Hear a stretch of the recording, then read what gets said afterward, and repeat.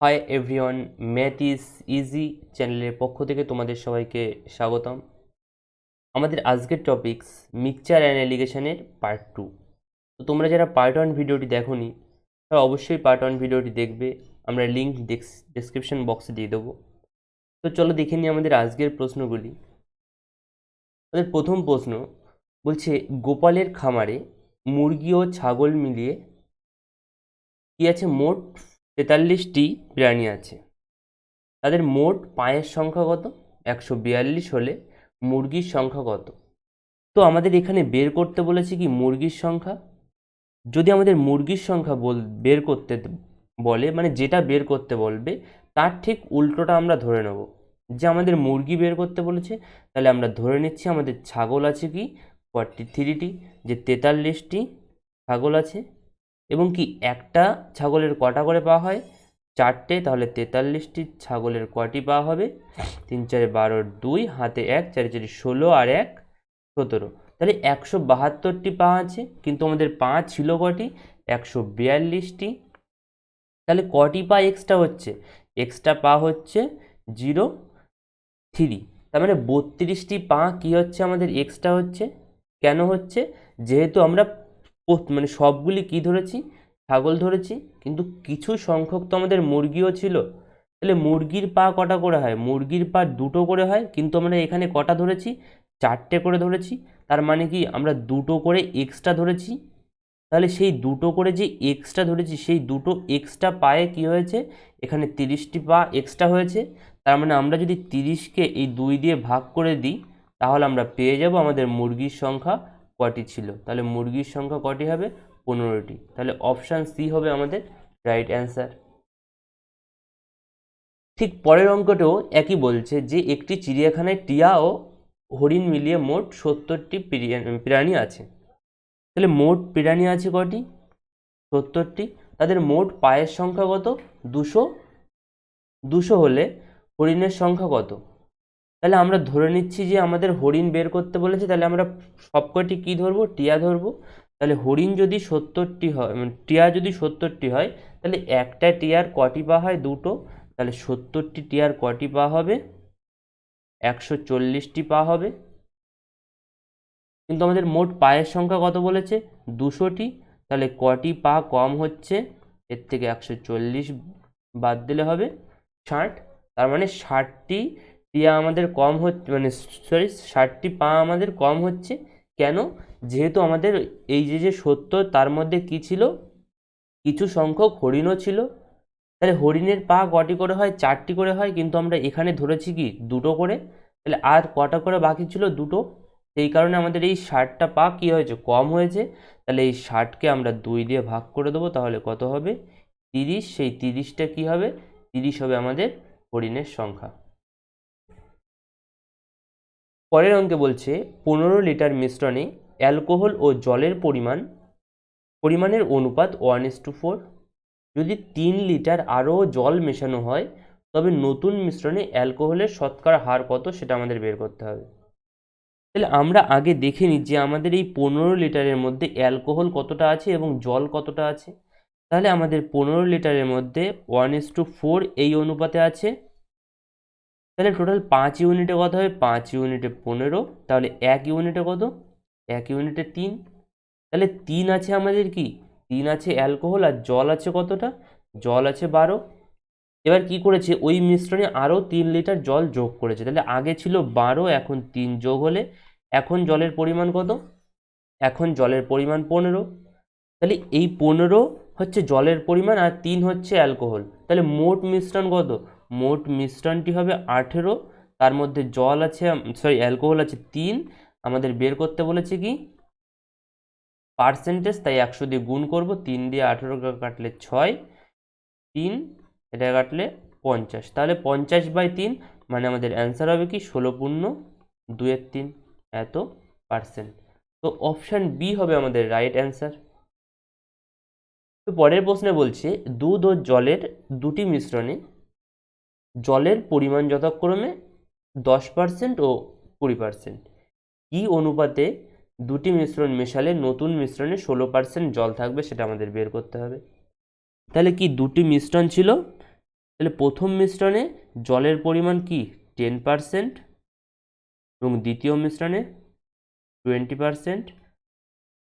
আর মোট যে মেশানোর পরে কত পার্সেন্ট হবে 16%। অ্যালিগেশন করলেই আমরা অনুপাত পেয়ে যাব।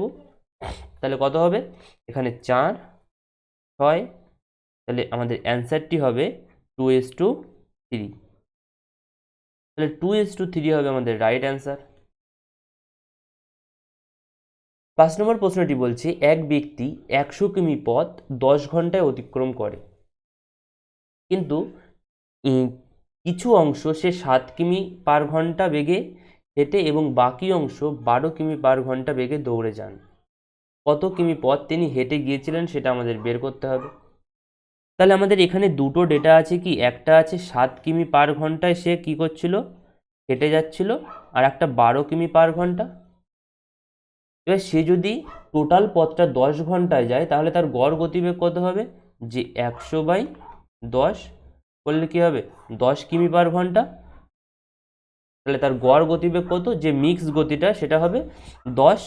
তাহলে আমরা অ্যালিগেশন করলে কি পাবো, যে কিমি পার ঘন্টা। অ্যালিগেশন করলে সবসময় পাড়ের মানে বাই দিয়ে যেটা থাকে সেটার আমরা অনুপাত পাই। তাহলে এখানে নিচে কি আছে, নিচে ঘন্টা আছে, তাহলে আমরা অ্যালিগেশন করলে কি পাবো, যে সময়ের অনুপাত পাবো। তাহলে সেটা কি হবে 2:3। তাহলে 2:3 হবে কি আমাদের সময়ের অনুপাত। যে সে যখন 7 কিমি পার ঘন্টায় যাচ্ছিল তখন সে কি 2 ইউনিট সময় নিচ্ছিল, এবং 12 কিমি পার ঘন্টা যাচ্ছিল তখন 3 ইউনিট সময় নিচ্ছিল। তাহলে টোটাল সময় আমাদের কত বলেছে, যে টোটাল সময় লাগে কত 10 ঘন্টা। তাহলে 2:3 এই অনুপাতে কি হবে 10 ঘন্টা হবে। তাহলে যোগ করলে কি 5, তাহলে 5 ইউনিটে হবে 10, 1 ইউনিটে 2, আর কি 2 ইউনিট, তো 2 ইউনিটে 4। তার মানে সে যখন হেঁটে যাচ্ছিল 7 কিমি পার ঘন্টায় তখন তার সময় লাগছিল কত 4 ঘন্টা। তাহলে 1 ঘন্টায় যদি সে 7 যায়, 4 ঘন্টায় কত যাবে, যে 7 গুণ 4। এটা করলে কি পাবো আমরা ডিস্টেন্স পেয়ে যাব, এবং সেটা কত হবে 28। তো অপশান ডি হবে আমাদের রাইট অ্যান্সার। যে স্পিরিটের সঙ্গে আমরা টাইম গুণ করছি, গুণ করলে কি পাচ্ছি ডিস্টেন্স পাচ্ছি। এখানে 7 হচ্ছে স্পিরিট, 4 হচ্ছে টাইম, আর 28 হচ্ছে কি আমাদের ডিস্টেন্স। তাহলে স্পিরিটের সাথে টাইম গুণ করলে আমরা কি পাবো ডিস্টেন্স পাবো। তো 6 নম্বর অঙ্কটি বলছে একটি পাত্রে দুধ ও জলের অনুপাত 3:1। ওই পাত্র থেকে কত অংশ মিশ্রণ তুলে নিয়ে সমপরিমাণ জল ঢালা হলে নতুন মিশ্রণে দুধ ও জলের পরিমাণ সমান হবে। তো এই অঙ্কটা তোমরা যদি কোথাও পড়ে থাকো তাহলে এই অঙ্কটির জন্য তোমাদের কি করে যে কোনো একটা ফর্মুলা মুখস্থ করতে বলে। তো এই অঙ্কটি ফর্মুলা ছাড়াও আমরা খুব অল্প সময়ের মধ্যে করতে পারি। তো চলো দেখে নিই আমরা সেটা কিভাবে করব। তো অঙ্কটি শুরু করার আগে আমাদের একটা জিনিস বুঝতে হবে, যে যদি একটা মিশ্রণে 30 লিটার, ধরো 30 লিটার দুধ আছে, এবং কি আর আছে কি 10 লিটার আছে জল। তাহলে একটা মিশ্রণে আছে কি 30 লিটার দুধ আছে এবং 10 লিটার জল আছে। তাহলে আমাদের যদি বলে এই মিশ্রণ থেকে কতটা পরিমাণ মিশ্রণ তুলে সমপরিমাণ জল দিলে দুটোর পরিমাণ সমান হবে। তাহলে যদি আমরা মিশ্রণ থেকে জল তুলে তার পরিমাণে আবার জল দিই, তাহলে কি কখনো দুটো সমান হবে? যে আমরা জল তুলছি আবার কি সেই একই জিনিস ঢালছি, তাহলে তো এই দুধের কোনো পরিবর্তন হচ্ছে না। তাহলে আমাদের এখান থেকে তুলতে হবে কি মিশ্রণ না তুলে শুধু দুধের পরিমাণটা তুলতে হবে। তাহলে 30 এখানে দুধ ছিল, তাহলে এখান থেকে যদি আমরা 10 পরিমাণ তুলি, যে 10 তুলে নিচ্ছি, তুলে নিলে কত হচ্ছে 20। এবারে এই 10 এখানে অ্যাড করছি, তাহলে কত হচ্ছে 20। তাহলেই একমাত্র সমান হবে। যে তুলতে বলছে মিশ্রণ, কিন্তু আমরা যদি টোটাল মিশ্রণ থেকে তুলি তাহলে তো সেখানে জলও উঠবে, কিন্তু জল তুললে তাহলে তো আমাদের দুটো কখনো সমান হবে না। তাহলে আমাদের তুলতে হবে কি, যে এখানে যে দুধের পরিমাণ আছে তার থেকে কিছুটা তুলতে হবে, এবার সেই পরিমাণ কি করতে হবে জল দিতে হবে। তাহলে আমরা এবার অঙ্কটি শুরু করি। যে আমাদের অঙ্কে ছিল কি 3:1, এই অনুপাতে কি ছিল দুধ ও জল ছিল, এবং যখন কিছুটা পরিমাণ দুধ তুলে মানে মিশ্রণ তুলে তার পরিমাণে আমরা জল দিয়েছি তখন অনুপাত কী হবে সমান হবে। সমান মানে কি 1:1 হবে। তাহলে আমাদের আগে টোটাল মিশ্রণ কত ছিল? টোটাল মিশ্রণ ছিল 4, এখন কত আছে? এখন 2। কিন্তু আমাদের আগে মিশ্রণ আর এখন মিশ্রণে তো কোনো পরিবর্তন হবে না। এখানে একটা জিনিস লক্ষ্য করো, আগে কত ছিল? 30 ছিল, দুধ ছিল, এবং 10 ছিল কি? জল। তাহলে মোট মিশ্রণ কত ছিল? 40 ছিল। কিন্তু যখন দুটো সমান হয়ে গেছে তখনও মোট মিশ্রণ কত আছে? 40ই আছে। তাহলে আমাদের এখানে 2, এই 2কে আমাদের কি করতে হবে? 4 বানাতে হবে। যে আমাদের মোট মিশ্রণ তো একই থাকবে, তাহলে 2 দিয়ে আমরা গুণ করে দেবো, তাহলে অনুপাতটি কি দাঁড়াবে? 2:2 হবে আমাদের অনুপাত। তাহলে আমাদের মোট মিশ্রণ দুটোই 4 চলে এসছে। এবার একটা জিনিস লক্ষ্য করো, আগে দুধ ছিল কত পরিমাণ? 3 ইউনিট দুধ ছিল, 3 ইউনিট দুধ ছিল, আর এখন দুধ আছে কত ইউনিট? 2 ইউনিট। তাহলে আমরা কতটা পরিমাণ তুলেছি? আমরা এর থেকে তুলে নিয়েছি 1 ইউনিট তুলে নিয়েছি। তো 1 ইউনিট তুলেছি, কার থেকে তুলেছি? এই 3 থেকে তুলেছি, তাই নিচে 3 ওপরে 1। তো আমরা কত অংশ হবে? যে 1/3 হবে আমাদের অ্যান্সার। যে 1/3 অংশ তুলে নিয়ে তার পরিমাণে যদি আমরা জল দিই, তাহলে আমাদের দুটোর পরিমাণ সমান হবে। তো একই টাইপের আমরা পরের অঙ্কটিও নিয়েছি, যে একটি পাত্রে মিশ্রণে দুধ ও জলের অনুপাত 3:7। তো দুধ ও জলের অনুপাত আমাদের কত আছে? আমাদের আছে 3:7। এবার কি করতে বলেছি? এই পাত্র থেকে কত অংশ মিশ্রণ তুলে সমপরিমাণ দুধ ঢালতে হবে এই ক্ষেত্রে। তাহলে যদি আমাদের দুধ ঢালি, তাহলে আমাদের এই মিশ্রণ থেকে তুলতে হবে কি? জল তুলতে হবে। জল তুলে তার জায়গায় কি দিতে হবে? দুধ দিতে হবে। তাহলে আমাদের অনুপাত কত হবে? অনুপাত হবে 1:1। তাহলে দেখিনি আগে পরিমাণ কত ছিল? 10, এখন কত আছে? 2। কিন্তু এখন থাকবে কত? আগে যা ছিল এখনও তাই থাকবে। তাহলে এটাকে যদি আমরা 5 দিয়ে গুণ করি, তাহলে আমাদের মোট পরিমাণ কত চলে আসবে? 10 চলে আসবে। তাহলে গুণ করলে কি হবে? 5:5। তাহলে আমাদের এখানে কি আছে? যে আগে জল ছিল 7 ইউনিট এবং এখন জল আছে কত ইউনিট? 5 ইউনিট। তাহলে আমরা কতটা পরিমাণ তুলে নিয়েছি? আমরা তুলেছি 2 ইউনিট। তো 2 ইউনিট আমরা তুলেছি, কিন্তু কার থেকে তুলেছি? আমরা তুলেছি কি? 7-এর থেকে তুলেছি। তাই 7 নিচে আসবে, 2 ওপরে থাকবে। তাহলে আমাদের অ্যান্সার হবে 2/7। 8 দাগের অঙ্কে বলছে, এক ব্যক্তি 10,000 টাকা দুটি অংশে ভাগ করে 1 বছরের জন্য যথাক্রমে 10% ও 12% সুদের হারে জমা রাখেন, এবং বছর শেষে কি হয়? সে মোট 1,080 টাকা সুদ পেলে কত টাকা তিনি 10% হারে রেখেছিল, সেটা আমাদের বের করতে হবে। তাহলে আমরা আগে বের করে নেব যে সে টাকাটা যদি দুটো পার্টে ভাগ না করে একটা পার্টেই রাখতো, যে 10,000 টাকাই রাখতো, তাহলে সে কত পার্সেন্ট হারে সুদ পেত? সেটা আমরা বের করব, যে R/100, 1 বছর তার জন্য 1, আর সুদের পরিমাণ কত হতো? 1,080 টাকা। তাহলে এখানে দুটো শূন্য দুটো শূন্য কাটবে, একটা শূন্য একটা শূন্য কাটবে। তাহলে R সমান সমান কি হবে? 10.8 হবে। যদি সে দুটো পার্টে না রাখতো, তাহলে মোট তার কত পার্সেন্ট হারে সুদ পেত?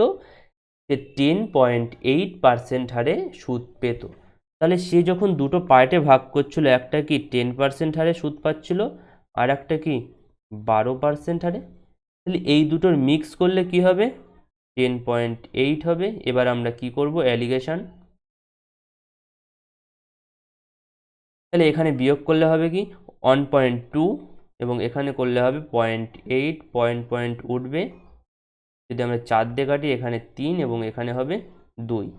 তাহলে আমাদের অনুপাতটি কি এসছে? 3:2 এই অনুপাতে রেখেছিল তারা। তাহলে এই অনুপাতে রেখেছিল, এবং তাহলে টোটাল টাকা কত? টোটাল টাকা 10,000। তাহলে এই অনুপাত দুটো যোগ করলে কত হবে? 5 ইউনিট। 5 ইউনিটে হবে 10,000 টাকা। তাহলে 1 ইউনিটে হবে 2,000। আর কি বের করতে হবে আমাদের? 10% হারে। তো 10% হারে কত রেখেছিল? 3 ইউনিট। তো আমরা বের করব কি? 3 ইউনিটে। তো 3 ইউনিটে হবে কত? 6,000 টাকা। তাহলে আমাদের অপশান সি হবে আমাদের রাইট অ্যান্সার। তো পরের অঙ্কটি দেখে নেব। বলছে একটি পাত্রে 15% দুধ আছে এবং অপর পাত্রে 5% দুধ আছে। ওই দুটি পাত্র থেকে যথাক্রমে 20 লিটার এবং 20 লিটার দুধ তৃতীয় পাত্রে ঢাললে তৃতীয় পাত্রে দুধের পরিমাণ কত হবে? তাহলে আমাদের কি আছে? 15% দুধ আছে, প্রথম পাত্রে আছে 15% এবং আর একটা পাত্রে আছে কি 5%। তো যদি প্রথম পাত্রে 15% থাকে এবং দ্বিতীয় পাত্রে 5% থাকে, তাহলে এই দুটোকে যখন মিক্স করব তখন এই মিক্স করার পরেও তো এখানে কিছু পার্সেন্ট থাকবে, যা হবে এই দুটোর মধ্যে, যেহেতু আমাদের যেটা মিক্স হয় সেটা বড়টার থেকে ছোট হয় এবং ছোটটার থেকে বড় হয়, তো এটাকে ধরে নিচ্ছি আমরা কি এক্স পরিমাণ। যে এক্স পার্সেন্ট তৃতীয় পাত্রে দুধের পরিমাণ থাকবে এক্স, তাহলে এদের আমরা অ্যালিগেশন করলে কি পাবো, পরিমাণের অনুপাত। তো এই পরিমাণের অনুপাতটা কি বলেছে, যে প্রথম পাত্রে থেকে কতটা নিচ্ছি 20 লিটার, তাহলে এটাই হবে 20 দ্বিতীয় পাত্র থেকে কতটা নিয়েছি 20, তাহলে করলে কি হবে 1:1 এই অনুপাতে নেব। তাহলে আমরা অ্যালিগেশন করলে এখানে কি পাবো, যে এখানে এক্সটা বড় আর 5 ছোট, তাহলে এটা করলে হবে x-5 আর এখানে করলে হবে কি 15 - x। তাহলে এটাও নিশ্চয়ই আমাদের সেই পরিমাণের অনুপাত, যে প্রথম যে পাত্র ছিল তার থেকে আমরা x-5 নিয়েছি এবং দ্বিতীয় পাত্র থেকে কত নিয়েছি, দ্বিতীয় পাত্র থেকে নিয়েছি 15 - x, এত এই অনুপাতে। তো এই অনুপাতটা সমান সমানই কি, যে 1:1, কারণ আমরা প্রথম পাত্র থেকে কতটা নিয়েছিলাম 20 লিটার নিয়েছিলাম এবং দ্বিতীয় পাত্র থেকেও 20 লিটার নিয়েছিলাম। তাহলে আমাদের এটা সলভ করলেই আমরা পেয়ে যাব x এর মান, যে x-5/15 - x সমান সমান কি 1/1। তাহলে গুণ করলে কি হবে, যে x-5 সমান সমান 15 - x, একই সাইডে আসলে 2x হয়ে যাবে এবং 5 ওই সাইডে গেলে 20 হয়ে যাবে। তাহলে x সমান সমান কী হবে 10। তো 10% আমরা কি থাকবে, তৃতীয় পাত্রে দুধের পরিমাণ কত থাকবে 10% থাকবে। তোমাদের পরের অঙ্কটিও ঠিক আগের টাইপেরই মতনই।